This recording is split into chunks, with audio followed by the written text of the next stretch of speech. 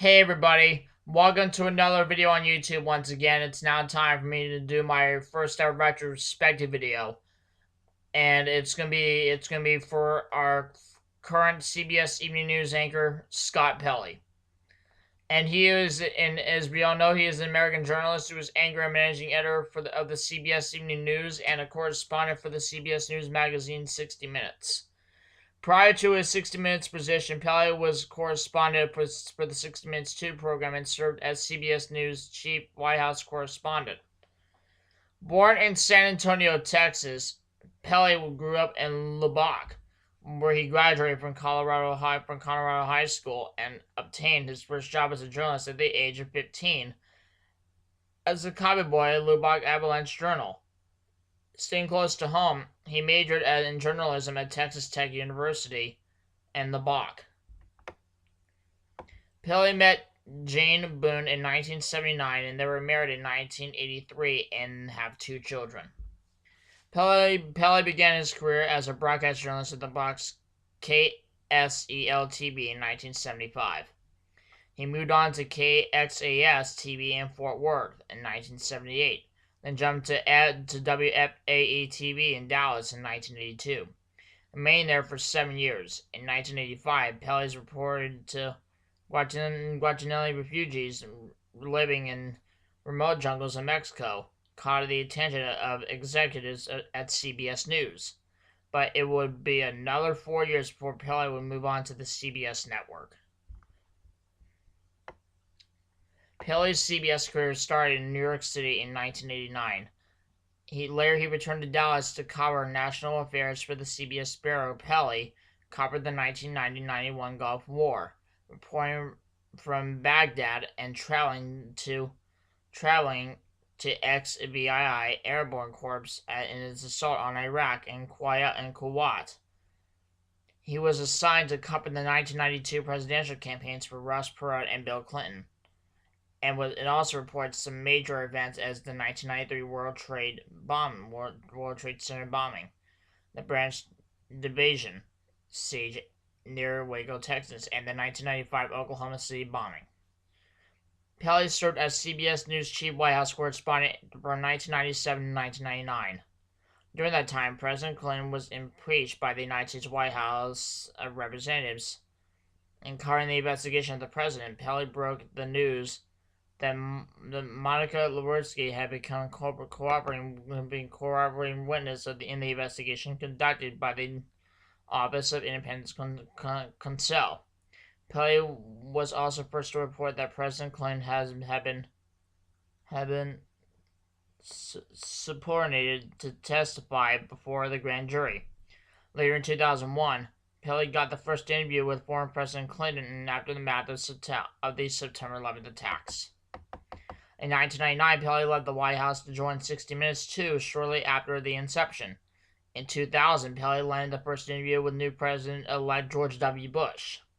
The next year, on the morning of September 11, Pelley reported from the scene of the collapsing World Trade Center towers. In 2002, Pelley landed in the only interview with President Bush on the anniversary of 9/11. In 2003, Pelley began fielding reports for 60 Minutes on Sunday. He moved to the Sunday edition of the broadcast in 2004. Pelley's work has also featured reporting on the economic collapse of 2008-2009, on the wars in Afghanistan and Iraq, and reporting on climate change from Antarctica and the Arctic. In 2008, Pelley conducted an interview with Federal Reserve Chairman Ben Bernanke. The interview was the first with a Fed chairman in decades and broke a long-standing Federal Reserve tradition. The broadcast was honored with an Emmy Award. Starting in the Persian Gulf crisis of 1990 and the 1991 invasion of Iraq, Pelley has reported extensively from many war zones. In 1991, he accompanied the XV-3 Airborne Corps on its invasion of Iraq to force the liberation of Kuwait. Can't pronounce that other name, but that's okay. In 2001, Pelley and his team joined U.S. Special Forces in Afghanistan. In 2003, Pelley and the 60 Minutes team were the first to break the news of the second invasion of Iraq. Reporting from the outpost they had created in the DMZ between Iraq and Kuwait. The team opted out of the Pentagon's Ambed system and covered the invasion of Iraq independently, from the initial strike to the fall of Baghdad. Pelley returned to Iraq frequently to report the insurgency. In 2006 and 2007, he field reports as genocide in Darfur region and Sudan. In his 2007 report, Pelley enlisted the help of a rebel group to organize the armed reconnaissance into Darfur. The story revealed a village that had been destroyed by government forces in their campaign of genocide. The Darfur report was honored with an Emmy Award. In a review of the story, the Washington Times wrote, "The legacy of Edward R. Murrow lives at CBS in the daring, long-range investigations of Scott Pelley." In Afghanistan, Pelley was accompanied numerous units of the U.S. Army and Marine Corps in combat operations and has reported independently on the effects of the war in civilians. In 2011, the CBS Evening News was broadcast from Afghanistan from a series of reports on the 10th anniversary of the war. Pelley became the anchor of the CBS Evening News on June 6, 2011, succeeding Katie Couric. CBS's announcement followed media reporting that has pointed to Pelley as being the frontrunner for this position. In his first 9 months in the anchor chair, Pelley gained an additional 821,000 viewers. CBS News has also joined increases in its audience for special news events. After election night 2012, Variety wrote, "With Scott Pelley front and center, the eye was up 8% from 4 years ago." The CBS Evening News increased its audience in both the 2011, 2012, and 2012-2013 television seasons. The 2012-13 season saw the largest gain in viewers for the broadcast in 15 years. The broadcast finished the 2012-2013 season in its close competitive position to second place in 18 years. Well, I'm not going to read the rest, but just for Scott Pelley, I'm actually going to play his theme. Just remember all the great memories we have with the CBS Evening News. Scott, this is for you.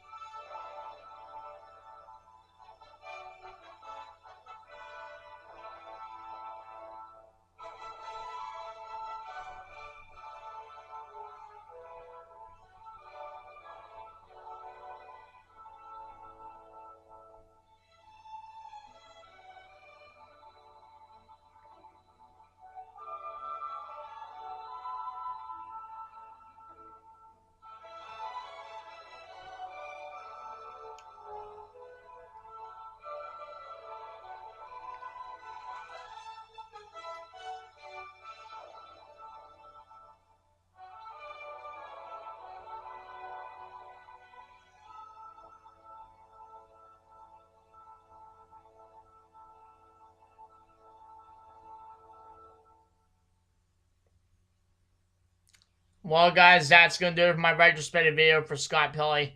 I want to thank you all for watching, and Scott, keep up the good work, buddy.